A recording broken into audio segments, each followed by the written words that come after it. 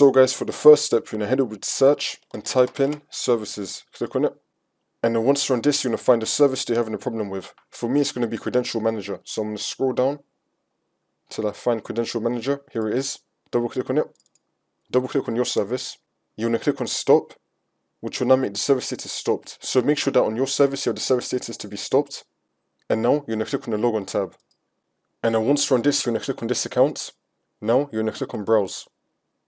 Now you're going to type in your username right here. If you don't know it, you want to head over to search and type in File Explorer. Click on it.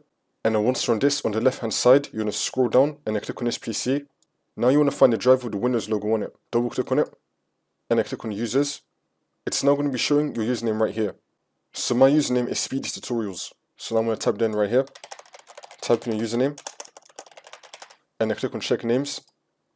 And then click on OK.